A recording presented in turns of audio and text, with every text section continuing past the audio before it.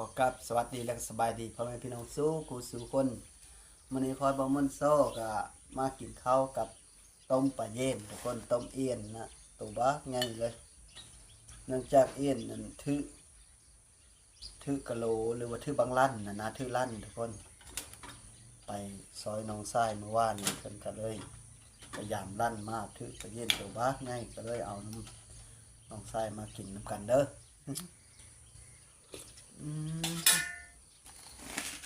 มาเลยยอดศีลนะทุกคนอะไรยอดป่าเขาว่ายอดศีลอยู่น้ำหมายอดป่าอยู่น้ำเอ็นวะผู้เฒ่าผู้แก่เป็นว่าดอกยอดป่า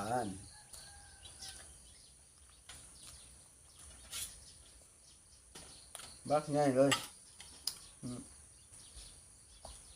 กินผู้เดียวแม่ไปก็บอกกินน้ำ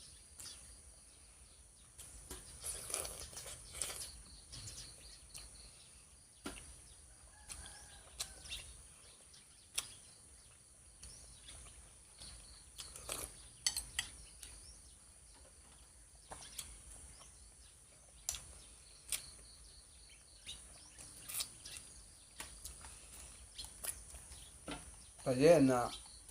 มันบ่มีก้างทุกคนพักมันบ่มีก้างมีเขากระดูกสันหลังอย่างเดียวนี่แต่ว่ากระดูกก้างบ่มี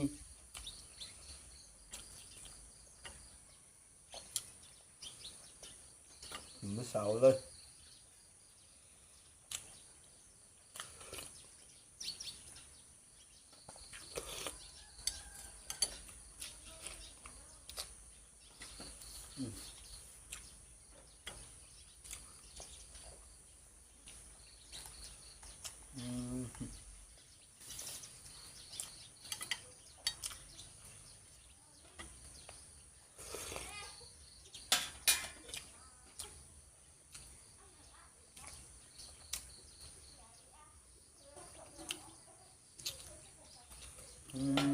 สุดยอด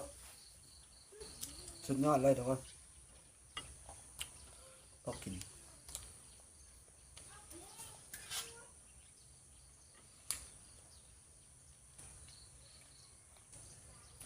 ก็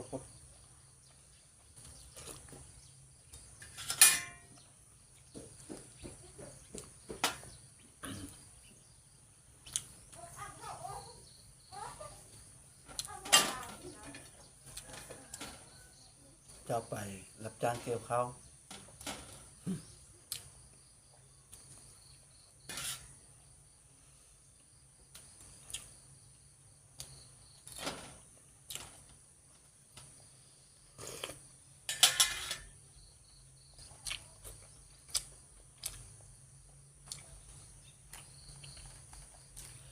แซ่บ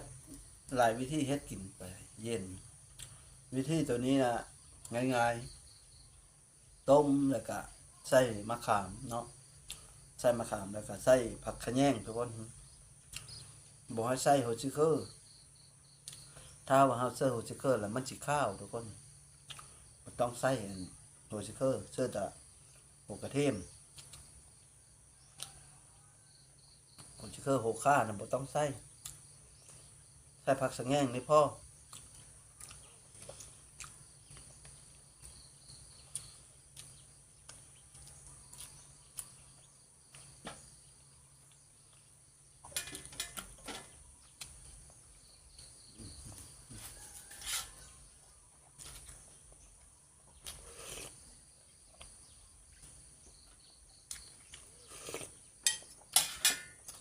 ง่ายเลยได้เอ็นนี่ก็ดีนะเนาะ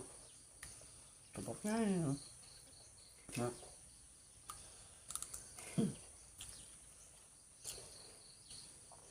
ผู้ว่าเพิ่นจะจำเห็นถึงน้อย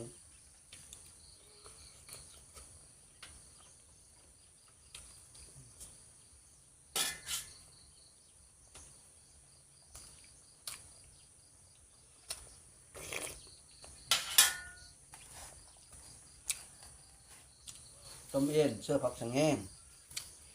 คันเฮาเสื้อหัวข้าเสื้อหัวซิเคอร์ มันสิข้าวแล้วก็วิธีที่สองก็เอ็ดชมกินทุกคนเอาได้มาแล้วเขาก็แรงแล้วก็ล้างมึกมันออกเอาไปฮุกใส่ขี้เถาไฟนะล้างมึกมันออกคักๆแล้วก็มาแล้วก็หั่นจังน้อยบ่ต้องตัดเป็นถอนได้แล้วก็มาขันเจอข้าวใส่ข้าวซ้ำนี้เนาะใส่ข้าวธรรมดาข้าวสุกเท่านี้แหละแล้วก็โหเทมตามมันจะกันแล้วก็มาขันเกลือแป้งโน่แล้วก็ใส่ถุงยางห้อยไว้ใส่ถุงยางห้อยไว้ก็ได้มือหนึ่งมือสองก็เอามาเฮ็ดส้มปลาโตกินนะมาแล้วก็ทอดเจอน้ำมันกินทุกคนแซ่บจนจุกผมมือเบิ้งนี้พุ่นเลยอันเฮ็ดส้มปลาโตกินนะปลาเย็นนะ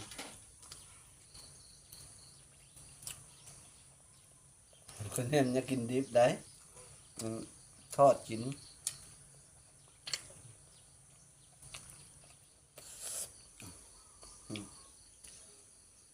ตัวบักไง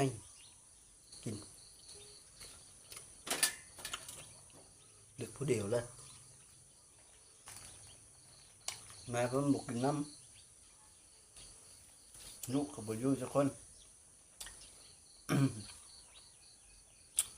ผู้เอ้ยไปอยู่เวียงจันทน์ทุกคน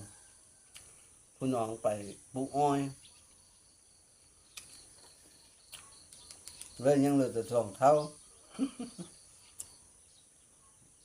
แม่เพิ่นไปรับงานแล้วไปรับจ้างเกี่ยวข้าวเขาแล้วเหลือแต่คอยผู้เดียวละ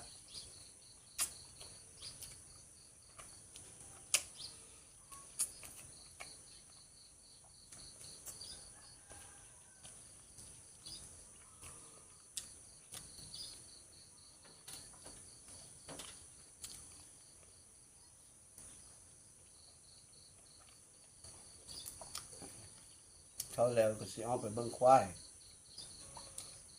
กับม่านคือมันจะได้ลูก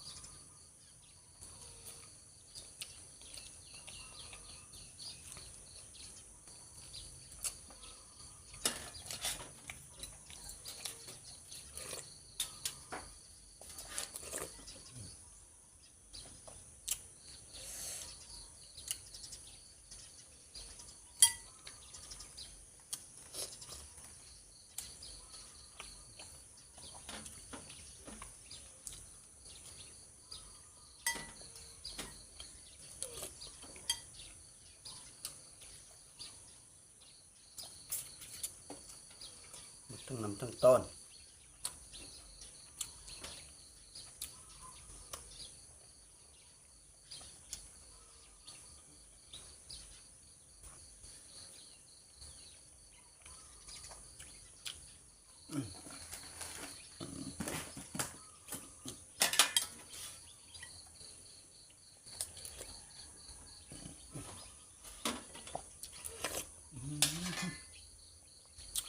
มัดทั้งโหทั้งห่างพอกินทุกคนแซ่บอยู่เอาต้มเสื้อผักสะแง่งนะต้มเสื้อหกข้าต้มเสื้อโอซิเฟอร์นะมันข้าวเขาเชื่อแต่ผักสะแง่งกับมะขามได้เหลืองพานจะมอได้เลย สุดท้ายก็ขอขอบอกขอบใจน้ำพ่อแม่พี่น้องเด้อที่เข้ามาติดตามรับชมพ่อแม่ทั้งหลายก็เราอยู่ดีไม่แห้งโซขมันให้ลำให้รวยสุขูสู่คนไปดี